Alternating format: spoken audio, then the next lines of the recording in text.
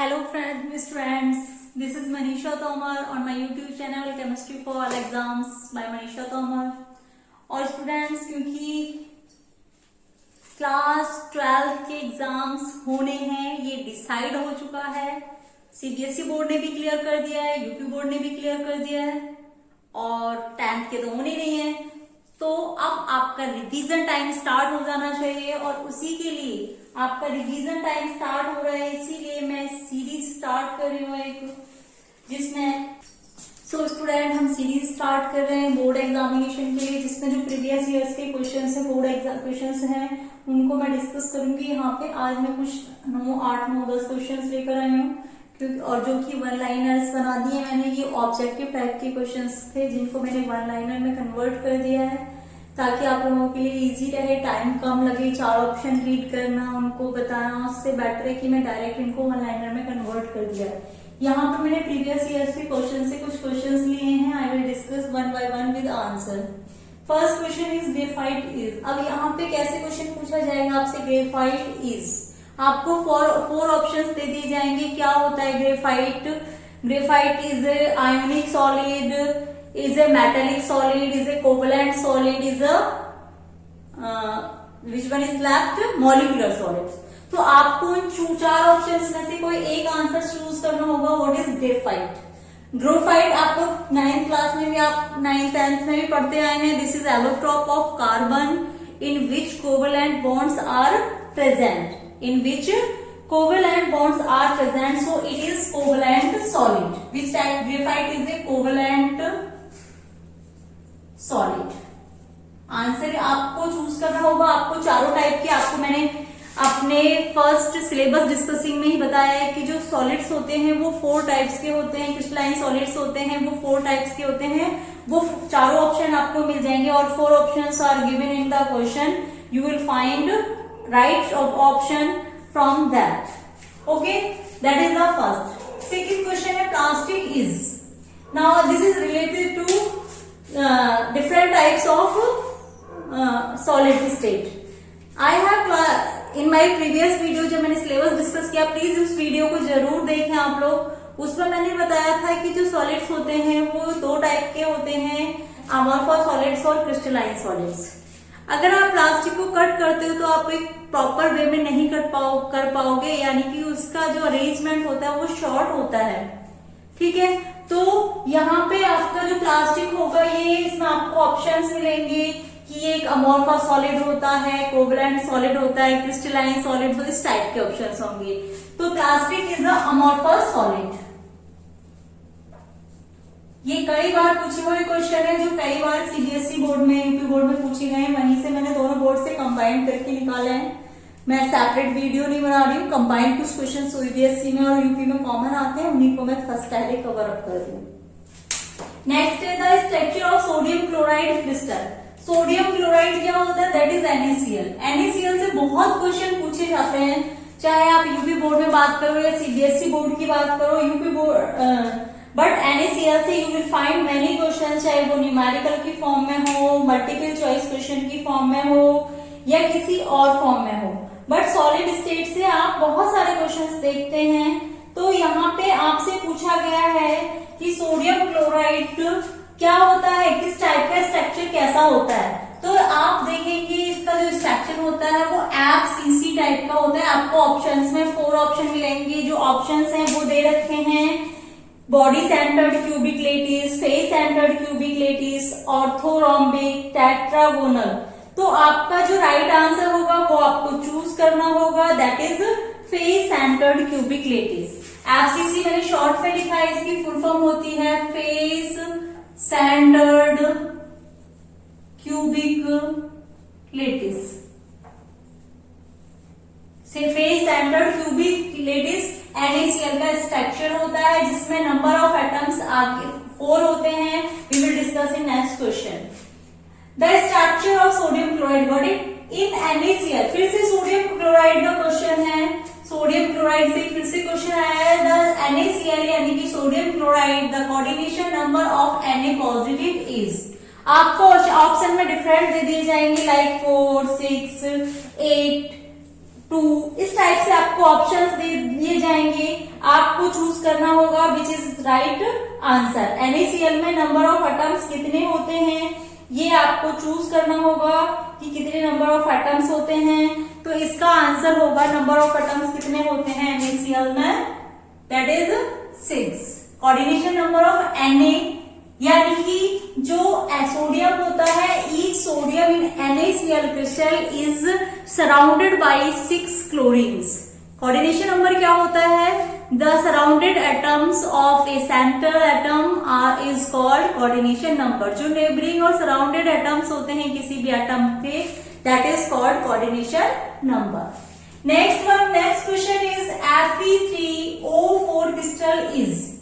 अब देखिए यहाँ पे अगर मैं ऑप्शन नहीं बताऊं आपको, मैं इसलिए ऑप्शन बोलती जा रही हूँ, तो दैट इज नॉट क्लियर। बहुत सारी चीजें आ सकती हैं, मैग्नेटिक नेचर से रिलेटेड हो सकता है, डिफरेंट टाइप्स ऑफ बॉन्ड से हो सकता है, कुछ भी हो सकता है। तो यहाँ पूछा गया था Fe3O4 क्रिस्टल इज, ऑप्शन थे डायमैग्नेटिक होता है, पैरामैग्नेटिक होता है, फेरोमैग्नेटिक होता है, या नन ऑफ दीज। क्या होता है, डायमैग्नेटिक होता है, पैरामैग्नेटिक होता है, या फेरोमैग्नेटिक होता है। हम जानते हैं जो मैग्नेटिक प्रॉपर्टीज होती हैं वो 3 टाइप की ही होती हैं। डायमैग्नेटिक वो ऐसे एटम्स होते, मॉलिक्यूल्स या एटम्स होते हैं जिनके अंदर अनपेयर्ड इलेक्ट्रॉन नहीं होते हैं, all electrons are in paired state. क्योंकि आयरन का है यहाँ पे, तो आयरन डी ब्लॉक एलिमेंट है जिसमें डी में सारे इलेक्ट्रॉन पेयर्ड होते हैं, वो डायमैग्नेटिक होता है। जिसमें अनपेयर्ड इलेक्ट्रॉन होते हैं मेटल में, वो पैरामैग्नेटिक होता है। बट जो आयरन, निकिल और कोबाल्ट की, नेचुरली आयरन को, निकिल और कोबाल्ट का जो ये 3 ग्रुप्स होते हैं, इनको हम फेरोमैग्नेटिक कैटेगरी में भी रखते हैं। तो यहाँ पे अगर आपको ऑप्शन में क्या दिया हुआ है, फेरोमैग्नेटिक दिया हुआ है, तो आप कौन सा आंसर क्लिक करेंगे, ferromagnetic. This is a ferromagnetic crystal, ferromagnetic crystal. Magnetic nature पे बेस्ड क्वेश्चन था ये। Which type of solids are electrical conductor, malleable and ductile. देखिए इलेक्ट्रिकल कंडक्टर्स, मैलेबल और डक्टाइल, आप जानते हैं मैलेबिलिटी क्या होती है और डक्टिलिटी क्या होती है, वो मैं यहाँ डिस्कस नहीं करूंगी। बट आप लोगों ने ये चीज 9th में ही पढ़ रखी है कि कौन से सॉलिड्स कंडक्टर भी होते हैं, डक्टाइल भी होते हैं, और तो मैं यहाँ पे आपको ऑप्शन दूंगी, molecular solids, covalent solids, ionic solid या मेटेलिक सॉलिड्स। तो आई होप कि ये आंसर, इसका आंसर सबको पता होगा। कंडक्टिविटी भी होती है जिनके अंदर मैलेबिलिटी भी होती है और डक्टिलिटी भी होती है, ये होते हैं मेटल्स। ये हमारा पूरा चैप्टर 10th में भी है, यानी कि मेटेलिक सॉलिड्स, मेटेलिक सॉलिड्स, क्योंकि यहाँ पे सॉलिड्स की बात कर रहे हैं तो हम आंसर सॉलिड्स में देंगे। Metallic solid will be answer of this question out of 4 objectives. Due to the Frenkel's defect, this is related to defect, Frenkel's defects the density of ionic crystal. क्या होगी फ्रैंकल डिफेक्ट की, means increase होगी, decrease होगी, remains same और unchange. Remain same तो same ही है, या फिर दे देगा none of these, like that. क्या ऑप्शंस दे रखे हैं मैं आपको बताती हूँ क्वेश्चन पेपर में, डिक्रीजेस, इंक्रीजेस, चार्ज चेंजेस या रिमेन्स अनचेंज्ड। तो इसका स्टूडेंट्स आंसर होगा, क्या होगा आंसर बताइए। देखिए फ्रैंकल डिफेक्ट अगर हमने पढ़ा है तो हमें पता होगा, नहीं पढ़ा तो हमें नहीं पता होगा। फ्रैंकल डिफेक्ट क्या होता है कि जब किसी क्रिस्टल लेटिस में, अभी मैं आपको इसके बारे में एक्सप्लेन नहीं किया है, जब किसी क्रिस्टल लेटिस में, अभी 1-2 दिन में वीडियो मिल जाएगी आपको, क्रिस्टल लेटिस में उसकी किसी क्रिस्टल लेटिस के प्रॉपर पॉइंट से कोई कैटायन हटकर अपनी इंटरस्टिशियल साइट में आ जाए, जो इंटरस्टिशियल स्पेसेस होते हैं, that is called interstitial site में आ जाए, तो उसे बोलते हैं हम फ्रैंकल डिफेक्ट। यानी कि सपोज करिए इस टाइप से है कोई सॉलिड क्रिस्टल, ये इसके मेन पॉइंट्स हैं और ये इसकी इंटरस्टिशियल साइट्स हैं। तो यहां से मान लो ये पॉजिटिव, ये नेगेटिव, ये पॉजिटिव, ये नेगेटिव, ये पॉजिटिव, नेगेटिव। तो यहां से अगर एक कैटायन या एनायन हटकर इस पोजीशन को खाली करके अपनी इंटरस्टिशियल साइट में आ जाए तो ऐसा डिफेक्ट कहलाता है फ्रैंकल्स डिफेक्ट। और इसमें ना तो कोई चीज बाहर से अंदर आ रही है और ना ही अंदर से बाहर हो रही है। There is no change in mass. We know density क्या होती है, डेंसिटी इज इक्वल टू होता है mass upon volume. Volume remains same and mass also remains same because nothing is going out of the crystal lattice and nothing is in. So there is no change in mass and no change in volume. If no change in mass and volume, then density will be same. So its answer is remains unchanged. Remains unchanged. Okay, I hope कि आपकी clear समझ में आ रहा होगा। मैं answers को यहाँ note कर रही हूँ, आप प्लीज यहाँ से नोट डाउन कर लीजिएगा। टाइम बचाने के लिए मैंने पहले से लिखा हुआ था वो क्वेश्चंस को। Number of atoms in SC, FCC and DCC. देखो स्टूडेंट, एससी होता है सिंपल क्यूबिक, एफसीसी होता है फेस सेंटर्ड क्यूबिक, डीसीसी होता है बॉडी सेंटर्ड क्यूबिक। तो इनमें नंबर ऑफ एटम्स कितने होते हैं? अब देखिए मैं आपको बताऊंगी यहाँ पे एससी में बीसीसी, एफसीसी इस ऑर्डर में होते हैं। एक्चुअली हम रीड करते हैं, स्टडी करते हैं तो 1, 2 एंड 4 होते हैं। बट आपको एग्जाम्स में थोड़ा सा चेंज कर देगा, that is SC, FCC and DCC. जब हम बहुत जल्दी में विदाउट थिंकिंग हमें बहुत अच्छे से पता है तो हम फटाफट क्लिक करते हैं, जो ऑप्शन में दिखता है हमें 1, 2, 4. But see here, this is order is SC, FCC and DCC. That order will be SC में 1 होता है, FCC में 4 होता है और DCC में 2 होता है। तो 1, 4, 2 जो ऑप्शन होगा you will choose that option. इसमें बस इन्हीं को आगे पीछे करके 4 ऑप्शन बना देता है। तो आपको ध्यान रखना है कि जिस ऑर्डर में है हमें उसी के ऑर्डर के अकॉर्डिंग ध्यान रखना है। नेक्स्ट क्वेश्चन होगा जो कि आज का लास्ट क्वेश्चन ही होगा, how can you determine the atomic mass of an unknown metal